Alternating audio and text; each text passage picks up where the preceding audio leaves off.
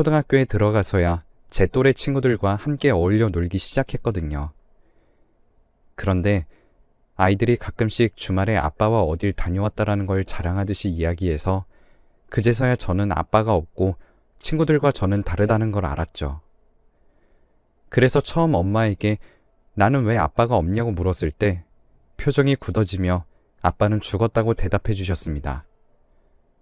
그 이후로 아빠에 대해 물어볼 때마다 대답을 대충 하시며 회피하시는 모습에 저도 점차 엄마가 아빠와 관련된 질문을 좋아하지 않으신다는 걸 깨닫고 아빠에 대한 질문도 하지 않았죠. 그런데 제가 21살이 되던 생일에 처음으로 엄마와 함께 저녁으로 외식을 하며 술을 한잔하게 되었습니다. 술 기운이 오르신 엄마는 사실을 털어놓으셨어요. 사실 너희 아빠 안 죽었어. 어디 가서 잘 살고 있으면 살고 있지. 그렇게 잔인하게 우리 버리고 도망간 사람이 쉽게 죽지는 않았을 거야. 뭐라고? 죽었다며? 그게 무슨 말이야? 그럼 왜 나한테는 죽었다고 했어? 차라리 죽었다고 생각하는 게 마음이 편했으니까. 살아있는 사람이면 뭐 한다고 한 번도 나를 안 보러 오나 기다리고 있고. 그럴 바엔 죽었다고 생각하는 게 차라리 마음 편했어. 처음 듣는 아버지 이야기에 저는 귀를 기울이고 들었었죠. 어머니는 모든 일에 처음부터 설명해 주셨습니다. 엄마는 어렸을 적부터 동네에서 알아주는 미인에다 똑똑해서 대학교도 좋은 곳으로 갔었다고 해요. 대학교에 가서도 대학교 미인 뽑기 대회에서도 1등할 정도로 예쁘다는 걸 모두가 알아줬다고 합니다. 그 미인 대회에서 1등을 한 후 교내에서 유명 인사가 됐고 꽤 괜찮다 하는 남자들이 엄마에게 대시를 해왔는데 그중 한 명이 바로 제 아빠였습니다.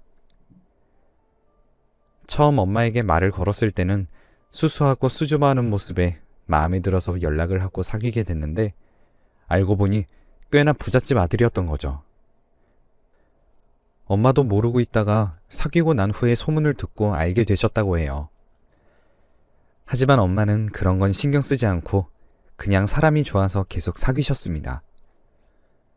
서로가 너무 좋아서 어딜 가나 함께 다녔었고 첫 연애였지만 결혼도 생각했습니다. 그렇게 교내에서 유명한 커플이 된 두 사람은 어딜 가나 이목 집중이셨어요. 그렇게 3달쯤 사귀었을 때 제가 생겼다고 합니다. 제가 생긴 걸 처음 알게 된 엄마가 그 사실을 알리자 아빠는 당황스러워하며 일단 부모님께 말씀드리고 상의해보자며 자리를 급하게 떴다고 합니다. 엄마는 저를 너무 낳고 싶어 했지만 그 이후로 아빠라는 사람은 연락도 되지 않았고 일주일 만에 엄마의 눈앞에 나타났습니다. 머리를 빡빡 밀고서는 나타나 자기는 군대에 가게 됐으니 아이는 지우고 싶으면 자기 어머니에게 연락해서 돈이라도 받으라고 하며 전화번호가 적힌 쪽지만을 엄마에게 건네주고 자기를 붙잡는 엄마를 뿌리치고 도망가 버렸다고 해요. 그 말을 듣고 있으니 제가 다 속에서 열불이 나더라고요. 그런데 더 가관은 그 다음날 엄마가 아이를 낳을 거라고 거기에 적힌 번호로 전화를 하니 화를 내면서 어디 꽃 뺀 짓이냐며 화를 내며 엄마가 있는 곳으로 찾아오셨습니다. 그 자리로 오자마자 그분은 엄마의 뺨을 내리쳤고 엄마가 정신을 차리기도 전에 엄마의 눈앞에 돈을 뿌리면서 당장 아이를 지우라고 했습니다. 엄마는 악에 받쳐서 절대로 안 지울 거라고 발악을 하자 웬 남자들이 엄마 집 안으로 들어와서 엄마를 끌고 차에 태워 병원으로 끌고 갔다고 합니다. 강제로라도 저를 낙태시키려고 했던 거였죠. 하지만 엄마는 차 안에서 모든 걸 포기한 척하며 있다가 병원에 들어가 검사를 기다리는 동안 혼신의 힘을 다해 병원에서 도망치셨습니다. 옷도 제대로 입지 못하고 급한 물건만 집에서 챙겨 바로 본가로 도망쳐 내려오셨는데 대학을 보낸 엄마가 거지꼴이 다 되어서 집으로 들어오니 할머니가 깜짝 놀라셨다고 합니다. 무슨 일이야? 누가 괴롭혔어? 공부하라고 대학교 보내놨더니 왜 애가 거지꼴로 여기를 와? 무슨 일이 있었던 거야? 얼른 말해봐! 외할머니의 물음에 어머니는 참았던 눈물이 빵 터지면서 엉엉 울면서 임신했다고 털어놓았습니다. 그 말에 온 집안이 뒤집어졌었죠. 아니, 공부하라고 서울까지 대학을 보내놨더니 헛짓거리를 해도 정도 것이지 여기가 어디라고 도망쳐와! 당장 나가. 애 아빠 보기 책임지라고 해. 아니면 당장 병원 가자. 차라리 지금 지우면 정도 안 생기고 없던 일로 할 수 있어. 그 말에 엄마가 엉엉 울면서 아이 아빠 없이 혼자서 낳아 키우고 싶다면서 빌었다고 합니다. 하지만 모두가 힘든 길을 가려는 엄마를 말렸죠. 그때 아빠의 어머니는 어떻게 알았는지 병원에서 도망친 저희 엄마를 찾아 엄마의 본가까지 찾아왔습니다. 당장 아이를 지우라며 어디 남의 귀한 아들 발목을 잡으려고 수쓰는 거냐며 꽃뱀 취급하면서 말이죠. 그럼에도 엄마는 자기는 꽃뱀도 아니고 아이를 지울 생각도 없다며 두 눈을 부릅뜨고 대들었다고 합니다. 그러자 손이 올라오면서 엄마에게 손찌검을 하는 모습을 보고서는 외할머니도 화가 나셔서 그만하라며 자기 딸이 결정한 일에 어디 남의 집 사람이 끼어드냐면서 자기도 모르게 저희 엄마 편을 들어주셨다고 합니다. 아이 아빠라는 애는 애 생겼다는 말에 군대로 도망갔다면서요? 그게 애 아빠예요? 여기 뱃속에 있는 아이는 내 손주지 당신네 손주도 아니고 당신 아들의 애도 아니니까 남의 집 일에 끼어들지 말고 얼른 돌아가세요. 외할머니도 자기 딸이 그런 취급을 받으면서도 아이를 낳고 싶어하는 모습을 보시고선 말릴 수 없을 거라는 걸 직감하셨던 거였죠. 결국 소금까지 뿌리셨고 그래도 안 되자 머리채를 잡고 쫓아내셨고 엄마에게 한번 결정했으면 후회하지 말라고 단단히 못을 박으신 후 엄마가 저를 낳는 것을 허락해 주셨다고 합니다. 그날 이후 엄마는 산부인과를 가거나 동네를 지나다닐 때마다 사람들의 수군거림과 손가락질을 견뎌내시면서 저를 지켜내셨어요. 다시 학교로 돌아가는 건 상상도 못할 일이었습니다. 저를 키우는 것도 문제였지만 이미 남자친구의 엄마가 저희 엄마의 본가를 알아내기 위해 학과 사무실을 찾아가 한바탕 뒤집었더라고요. 뒤늦게 한 친구가 엄마에게 연락을 해서 소문이 사실이냐며 임신 소식에 대해 물어왔다는 겁니다. 그래도 힘들게 간 대학교였는데 이미 과에서도 소문이 다 퍼져서 엄마가 꽃뱀이라며 소문이 이상하게 나서 자퇴서를 내려가는 그 짧은 시간 동안에도 사람들의 따가운 시선이 아직도 생생하다고 하십니다. 엄마는 아직도 억울하고 서러운 마음에 버스 안에서 3시간을 넘게 눈물을 흘리셨다는 이야기를 해주셨어요. 지금도 미혼모라고 하면 주위 사람들의 따가운 시선이 날아오는데 훨씬 더 보수적이었던 그 당시에는 어땠을지 가늠도 가지 않네요. 하지만 그럼에도 저는 큰 문제 없이 잘 태어났고 끝까지 저를 지우라며 저를 낳으면 후회할 거라며 걱정 가득하셨던 외할아버지조차 막상 제가 태어나고 나니 집 대문 앞에 금줄을 걸어야겠다며 새끼줄을 직접 꼬아서 대문 앞에 달아놓으실 정도로 예뻐하셨어요. 엄마는 일하러 다니시느라 오히려 저에게 신경을 많이 쓰지 못하셨지만 외할머니와 외할아버지가 많은 사랑을 주신 덕분에 행복한 어린 시절을 보냈습니다.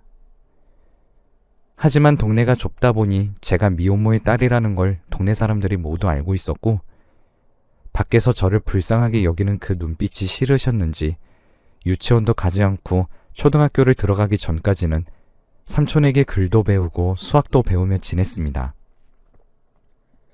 그러다 보니 초등학교에서 처음으로 또래 친구를 사귀게 되었고 제가 아빠가 없다는 것이 남들과 다르다는 것을 깨달았어요. 그동안 가족의 사랑이 있어서 부족함을 느끼지 못했기 때문에 아빠라는 존재가 당연한 건지 모르고 있었거든요. 엄마는 제가 태어났을 때의 이야기와 그동안 잘 키우겠다고 낳아놓고 제대로 신경 써주지 못해 미안하다며 한참 동안 눈물을 흘리셨습니다. 아니야, 엄마도 어린 나이였고 결국엔 나를 낳아줬잖아. 그것만으로도 충분히 엄마는 대단한 일을 한 거라고 생각해. 지금 내가 엄마가 날 낳은 나이잖아? 지금 난 그런 결심은 못했을 거야. 정말 낳아줘서 고맙고 엄마 덕에 태어나서 행복한 인생 살고 있으니까 미안해하지 마. 이제 그런 생각 말고 우리 앞으로 행복하게만 지내자. 그렇게 말해주니까 마음에 있던 짐이 조금 가벼워지네. 내가 해준 것도 없는데 이렇게 잘 자라줘서 정말 고마워, 딸. 엄마와 이야기하고 있자 코끝이 시큰해졌습니다.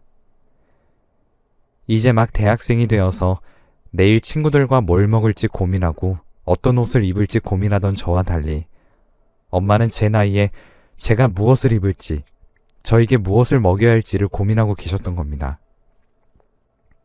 제 21살과 엄마의 21살은 모두 저에 대한 고민밖에 없었네요. 엄마는 한참 예쁘고 어린 그 나이에 저를 위해 그 모든 걸 포기하셨어요.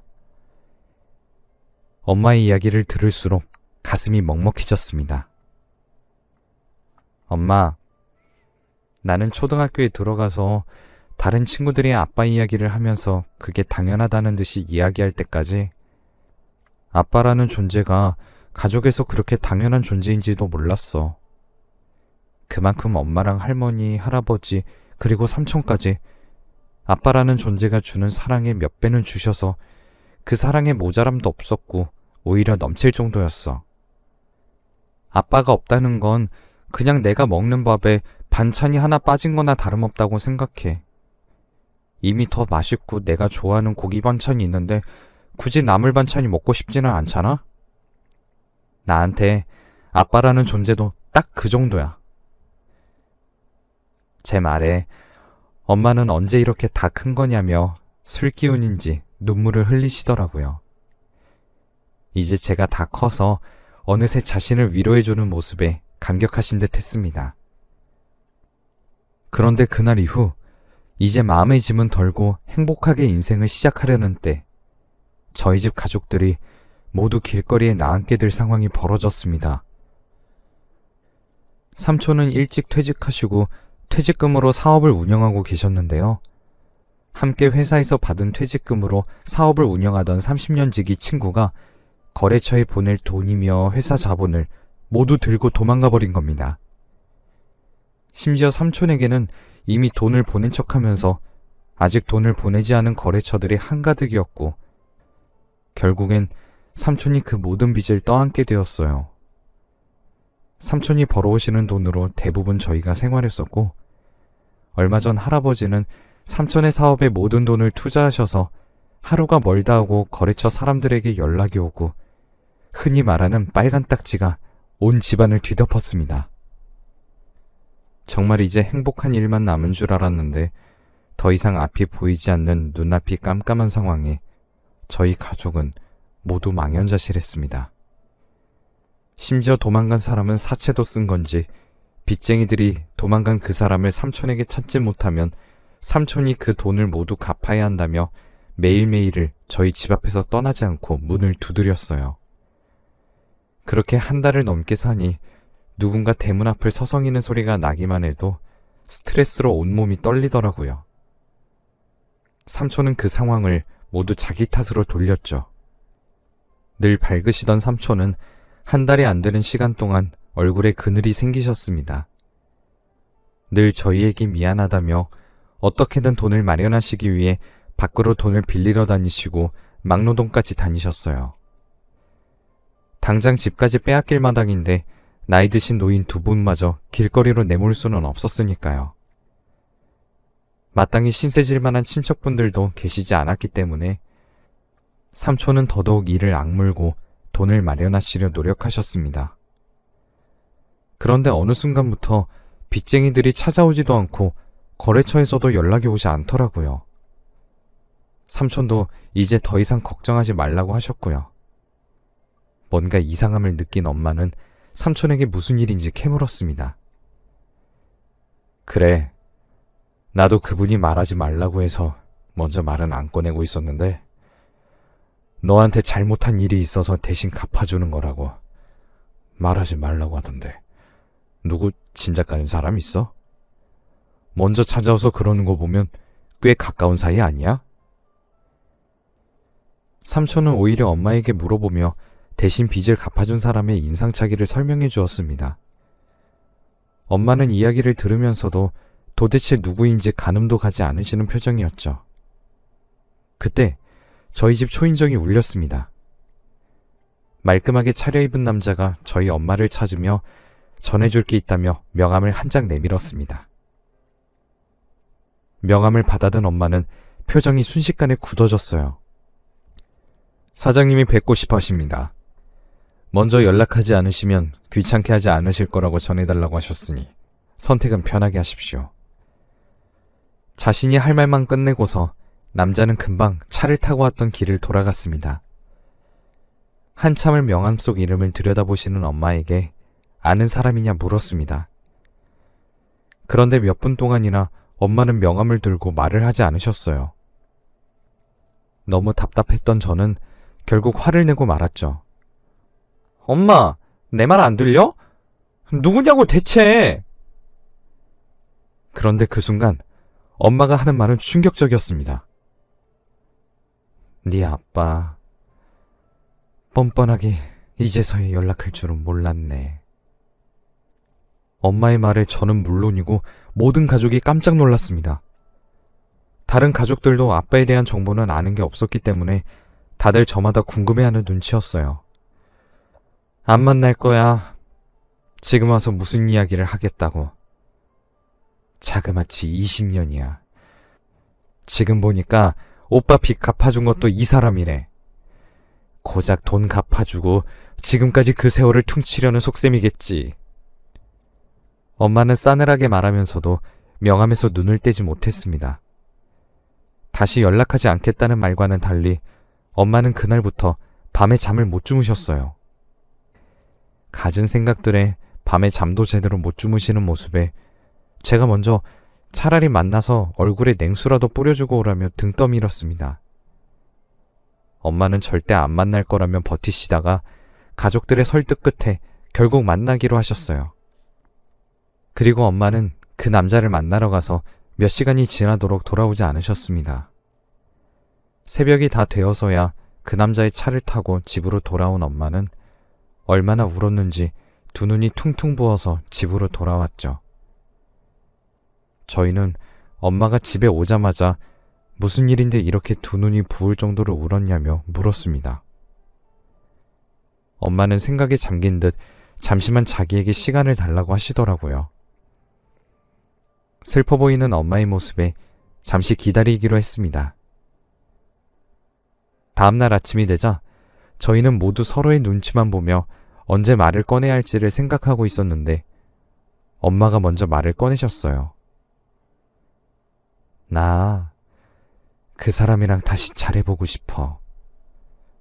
어제 그동안 있었던 일들을 이야기했어. 그 사람이 도망간 후에 어떻게 살았는지 원망도 하고 후련하게 욕이라도 해주고 싶었는데 그 사람 얼굴을 보니까 차마 못된 말들이 안 나오더라. 그 사람도 힘들었대. 자기도 어려서 무서운 마음에 도망쳐버린 건 정말 미안하다면서 사과도 하고 제대하고 나를 찾아오려고 했는데 집에서 바로 호주로 유학을 보내버려서 찾아오지는 못했다고 하더라. 어머니 뜻대로 결혼도 했는데 도저히 내가 아니면 안 될 것 같다는 걸 깨닫고 우울증에 걸려서 약에 기대서 살아왔다는 거야. 결국엔 결혼했던 여자랑도 미운 정도 없을 정도로 무심하게 살다가 이혼했대. 그 말을 들으니까 이해가 완전히 안 가는 것도 아니더라. 나름의 사정이 있었잖아. 그 이후로 그 남자는 어쩌다 자기 어머니의 수첩에 적힌 저희 집 주소를 보고 바로 엄마를 떠올렸고 혹시나 하는 마음에 와봤다가 엄마가 집으로 들어가는 모습을 보고 차마 앞에 나서지는 못하고 가끔씩 들려서 문 앞만 한참 서성이다 돌아갔었다고 해요. 그러다 저희 집 앞에 있던 빚쟁이들을 대신 빚을 갚아주었다고 하더라고요. 회사의 사장이 돼서 경제적으로라도 저희를 돕고 싶은 마음에 빚만 갚고 앞에는 절대 나서지 않으려고 했는데 미안했다는 마음과 다시 잘해보고 싶은 마음은 꼭 전하고 싶어서 명함을 주었다고 하네요. 엄마도 그 이야기를 듣고 정말 많은 고민을 하셨습니다. 안타까운 마음과 아직 그 사람을 사랑하는 마음이 들어 아직 자신에게 마음이 있다는 그 사람의 말에 받아주고 싶은 마음이 굴뚝 같았지만 지난 20년 동안 키워오면서 받았던 그 상처들과 고생이 떠올라서 일단은 생각해보겠다고 한 뒤 남자를 돌려보냈다고 해요. 그런데 그 다음날 척 봐도 부티나는 늙은 여자가 찾아왔습니다. 안녕하세요. 나 기억해요? 그 말에 엄마는 다시 한번 표정이 굳어졌습니다. 당연하죠. 어떻게 있겠어요. 여긴 왜 찾아오신 거죠? 40 넘긴 아들 혼삿길 또 꽃뱀이 막으실까봐 미리 차단하러 오신 건가요? 엄마의 날이 선 모습에도 여자는 당황하는 기색도 없었습니다. 그렇게 날 세울 필요 없어요. 저 사과하러 왔어요. 그러면서 그 늙은 여자는 엄마 앞에서 무릎을 꿇었습니다. 다들 그 자리에서 놀랐고 그 여자는 무릎을 꿇은 채로 말을 이어나갔죠. 그때는 제가 맞는 줄 알았어요.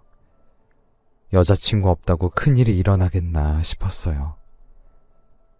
어린 나이에 일찍부터 애가 생겼다는 것도 다 아들 발목 잡는 일이라고 생각해서 그랬던 건데 제가 생각이 짧았어요. 미안합니다. 그러면서 그동안 그 남자의 우울증이 얼마나 심한지 엄마에게 말해주었습니다. 정신과 치료를 받아도 소용없던 사람이 어느 순간부터 조금씩 나아졌는데 그게 알고 보니 저희 집을 종종 찾아오면서부터라고요.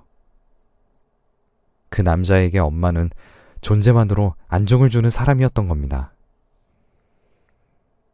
엄마는 기나긴 대화 끝에 결국 그 남자와 다시 잘해보고 싶다고 마음을 결정했고 다음날 남자의 차가 저희 집으로 찾아왔어요. 엄마는 몇 번의 만남 이후로 늦었지만 결혼 생활을 하고 싶다고 했습니다. 가족들은 모두 엄마의 간절한 마음을 느끼고 별말 없이 허락해 주었죠. 딸, 네 아빠가 미울 수도 있는데 허락해줘서 고마워. 그 사람이 너한테도 너무 미안하다고 사과하고 싶다고 하는데 한번 만나서 밥이라도 같이 먹는 건 어때? 네가 싫으면 거절해도 돼. 저는 그래도 아빠를 한번 만나보고는 싶어서 함께 저녁 식사를 했습니다. 제 생각보다 굉장히 정중한 사람이었고 저에 대한 미안함이 크시더라고요. 그러면서 늦지 않았다면 아빠 노릇을 지금이라도 하겠다고 하셨는데 저도 이제 다 컸고 아빠의 역할은 필요하지 않아 가끔씩 함께 식사만으로도 족하다고 말씀드리고 두 분이서 행복한 시간 보내시는데 집중하라고 했어요. 저는 할머니와 할아버지도 챙겨드리고 싶은 마음이 더 커서 집에 남아있기로 결정했고 엄마도 아쉬워하셨지만 제 결정을 존중하셨죠. 그리고 일주일 만에 엄마는 집을 떠났고 행복한 인생을 새로 시작하셨습니다. 지금도 연락하고 만날 때마다 행복함에 미소가 얼굴에서 떠나질 않으세요. 이제는 본인의 삶을 찾으신 엄마를 보면 저도 덩달아 행복해지네요. 가끔씩 세 가족이 단란하게 식사를 할 때면 아직도 적응이 되지 않아요. 아빠라는 호칭이 익숙하지 않아 아저씨라는 호칭이 튀어나올 때도 있네요. 벌써 그 일이 있고 10년이 가까이 지났는데 엄마는 아직도 신혼같이 해외로 여행 다니시고 어디든 꼭 붙잡고 다니십니다. 그 모습을 보고 있으면 늦게라도 다시 만나서 참 다행이다라는 생각을 해요. 엄마에게 늘 빚을 지고 있는 느낌이었는데 이렇게 아빠를 만나고 행복해 하시는 모습을 보니까 마음의 짐이 조금은 덜어지는 것 같습니다. 두 분이서 앞으로 행복만 했으면 좋겠어요. 저희 부모님을 보면서 느낀 건 사람은 각자 정해진 인연이 있는 것 같습니다. 여러분들도 모든 관계에 힘들어하지 마시고 각자의 인연을 찾으시길 바랄게요. 저의 이야기는 여기까지입니다. 들어주셔서 감사해요.